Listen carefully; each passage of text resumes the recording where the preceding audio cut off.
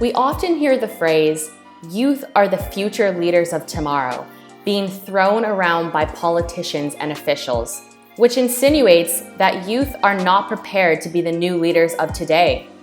But here's the thing, youth have been inspiring social movements and change for centuries. From the civil rights movement to Vietnam War protests and more recently, gun control, youth have never been afraid to speak their truth and fight for what is right. In addition to being social justice advocates, priorities and areas of concern for Canadian youth include education and employment, physical and mental health, the environment, and climate change.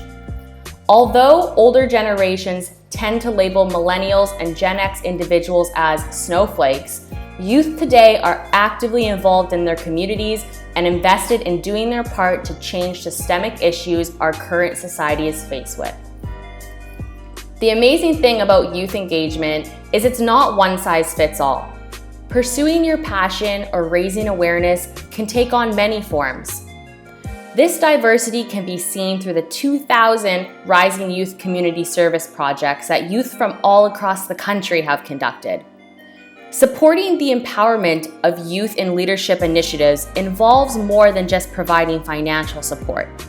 It also means believing in one's vision and capabilities, offering the hands-on support required with learning how to balance a budget, managing volunteers, or organizing events.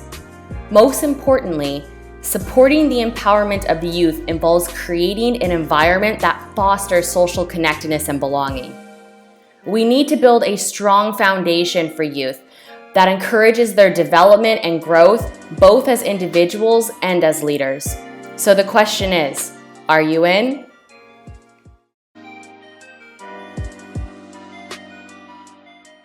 Bonjour, Anine Tanzi. Hello, my name is Jenna. Bonjour, je m'appelle Gina Vasso. Salut, mon nom c'est Sherihan. My name is Ashwin. My name is Holly Dumpy. My name is Taylor Stocks, or Dr. Andrew Box. Avec la subvention de TakingITGlobal pour le Cégep André-Norando, on a ouvert un club LGBT. C'est une alliance en fait qu'on essaie de faire de la promotion de l'orientation de genre, l'orientation sexuelle. Et avec l'argent de TakingITGlobal, on a réussi aussi à inviter des conférenciers pour faire des conférences, que ce soit sur les personnes non-binaires, transgenres. On en a d'autres de prévus aussi pour essayer d'expliquer le mieux possible aux gens de la diversité interculturelle du Cégep c'est quoi les identités de genre. Donc, merci beaucoup encore à TakingITGlobal pour le financement. Sérieusement, c'est fou ce qu'on peut faire avec ça. Doing a seniors burn dance. I think it's important to combat loneliness in seniors, also just for mental health.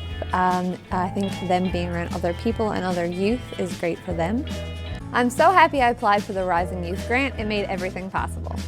J'ai 21 ans, je suis future étudiante en action culturelle à l'UQAM et j'ai organisé aujourd'hui un événement qui s'appelle Vita Danse. Mon projet vise à supporter la relève en street dance à Montréal et de promouvoir plus largement notre art au public montréalais. Donc on espère pouvoir inspirer, échanger et vraiment encourager la relève ici de street dance à Montréal. So I wanted to run Queer Market to provide an opportunity for people in the community to come together, share their goods in a space that wasn't a bar or wasn't a very heavily saturated activism movement.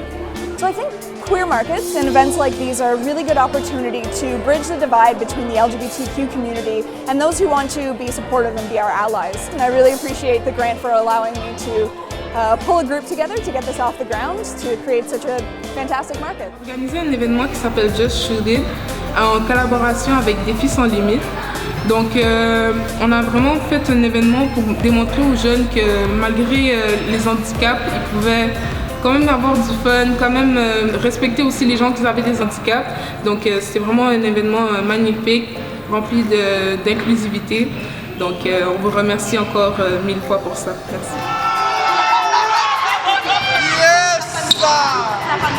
On est toutes organisatrices du souper de Ramadan, qui est un iftar qu'on a fait avec la communauté musulmane, qui visait surtout les gens qui étaient convertis pour leur offrir une table à manger avec nous.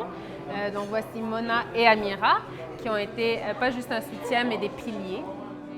Merci TakingITGlobal!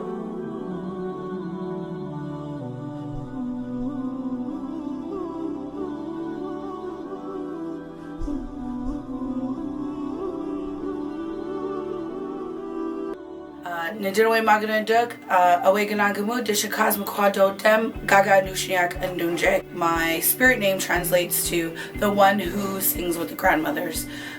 I'm part of a movement called Aboriginal Youth Opportunities. My event tonight is called the 13 Moons, and what we do is we provide them with the skills and strategies to save their lives. If you may be using drugs or harmful substances, well, you can come here, have a safe night. My friend Melissa unfortunately killed herself. She was pregnant with her child and she was scared that CFS was going to take her baby. So this is the reason why I do the work that I do. There is no one out there who is taking an Indigenous perspective to harm reduction and healing. And how did this opportunity help you foster social connectedness among your community? I already have a couple fellows who are willing to come, so I feel like just as an entire group, I feel like we've gotten closer coming to each other's community engagement events as fellows. And also, for me personally, getting involved with community organizations that focus on the environment in Montreal has been really cool, and bringing together several community organizations and their networks. I don't know, just getting people in contact has been reaching out to the Montreal community in general, and then also notice this, that whoever we reach out to, they connect us with other people. So I feel like we're really building like a strong community, tackling, the same issues. And yeah, I definitely learned how to build partnerships and build long-lasting relationships, because our event, we decided to collaborate with other organizations, and we realized how valuable these partnerships are and how much we've been educated and how much we've learned in the process. Okay, for one thing, because I'm a bit of a shy person, so this whole experience has forced me out of my comfort zone to be able to network and to contact people and to organize things, coordinate things, and in all the planning. So definitely I've grown in that way, and if I ever have to plan an event in the future, I already know for myself, hey, I can do this, and so I've definitely pushed me out of my comfort zone.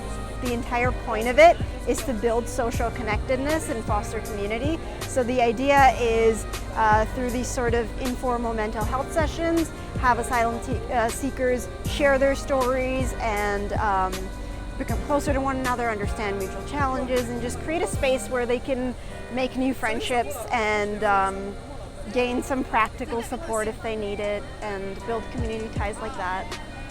I believed more in myself, I guess, because it's really amazing how you can see this idea transform into something concrete. So through the project, I could develop a lot of leadership and planning skills, but also I could develop a very big network, and I could meet so many people that made me grow.